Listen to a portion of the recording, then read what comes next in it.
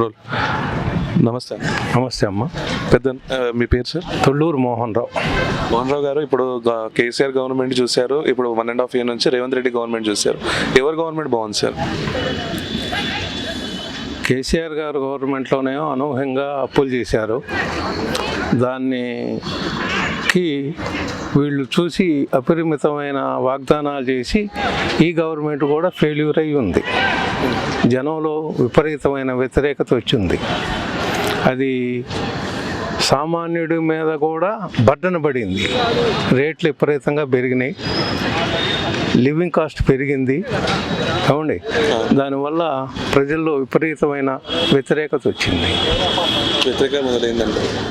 బాగా వ్యతిరేకత ఉంది. అంటే ఇప్పుడు గవర్నమెంట్ స్కీమ్స్ అందుతున్నాయి కదా సార్, మన రైతు బంధు కానీ రైతు రుణమాఫీ కానీ పేపర్లో కనపడుతున్నాయి, గ్రౌండ్లో లేదండి ఎక్కడ. పేపర్లో మాత్రం బ్రహ్మాండమైన యాడ్లు వస్తాయి. అది ఓకే. ఇప్పుడు స్కీమ్స్ రైతు రుణమాఫీ అందరికి వస్తున్నాయా సార్? నేను చిన్న వ్యాపారస్తుండండి ఖమ్మంలో.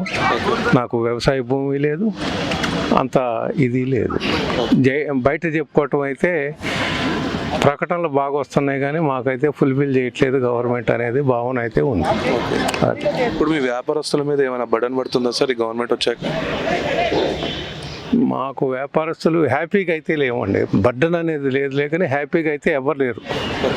ఎవరికి కూడా నిత్యావసర వస్తువులు ఇవి కూడా అపరిమితంగా పెరిగి ఇబ్బంది పడటం జరుగుతుంది. అది ఇప్పుడు మొన్న జరిగిన ఎమ్మెల్సీ ఎన్నికలు, దాంట్లో కాంగ్రెస్ ఓడిపోవడానికి కారణం ఈ వ్యతిరేకత అంటారా? 100% వ్యతిరేకతే అండి, 100% వ్యతిరేకతే. ఇప్పుడు నెక్స్ట్ ఆల్టర్నేట్గా ఏ పార్టీ రాబోతుంది సార్ తెలంగాణ? కేసీఆర్ అవుతారా లేకపోతే కాంగ్రెస్ అవుతారా? కాంగ్రెస్ కేసీఆర్ రాకపోవచ్చు.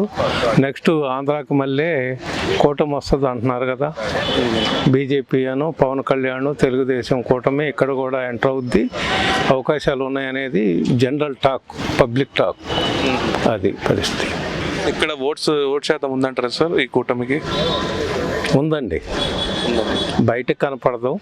ఫస్ట్ ఒక 5 years బాగా చంద్రబాబు నాయుడు ఇక్కడ మీటింగ్ పెడితే ఊహించని విధంగా వచ్చారు పబ్లిక్.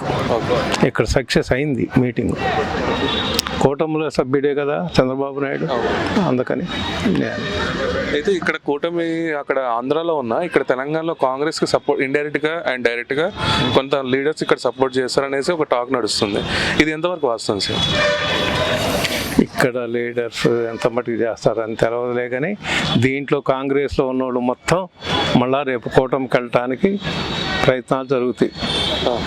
ఎవరికాళ్ళు హ్యాండ్ కర్చీఫ్ వేసుకోవడానికి సిద్ధమై ఉన్నారు. అంటే ఆల్రెడీ వేసేసారా sir handkerchief? Handkerchief వేశారు. కూటమి వాళ్ళు ఒకళ్ళే తెలకుండా ఒకళ్ళు చంద్రబాబు నాయుడు కలిసి వస్తున్నారు కదా, చూస్తూనే ఉన్నాం టీవీల్లో ఛానల్స్లో. అంటే చంద్రబాబు మళ్ళీ ఇక్కడ కూడా కింగ్ మేకర్ అవుతారా సార్?